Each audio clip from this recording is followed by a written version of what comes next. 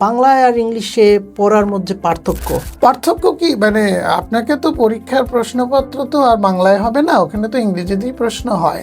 তো আমাদের বাংলাদেশ থেকে আসা মানুষদের মধ্যে ইংরেজি টার্মিনোলজি নিয়ে কিছুটা সীমাবদ্ধতা আছে। অনেক সময় তারা ওই কঠিন ইংরেজিগুলো ভালো করে বোঝে না। তখন আমি তাদেরকে একটু চমৎকার করে বাংলায় বুঝিয়ে দিই। তাতে হয় কি, যাই জিনিসটা তার কাছে একদম জলের মতো স্বচ্ছ হয়ে যায়, তখন তারা পরীক্ষায় চমৎকার সঠিক উত্তরে টিক মারতে পারে। এটা খুব গুরুত্বপূর্ণ একটা জিনিস। আপনি জানেন যে প্রত্যেকটা বিষয়ে কিছু টার্মিনোলজি আছে।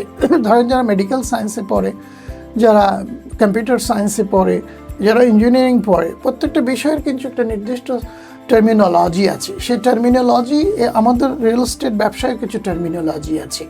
হ্যাঁ, তো এই জিনিসগুলো সাথে তারা আগের থেকে পরিচিত না, এজন্য আমি তাদেরকে এত চমৎকার করে পরিচয় করিয়ে দিই, তারা এদের মাথায় ঢুকে যায়, তখন আর এরা পরীক্ষায় ফেল করে না।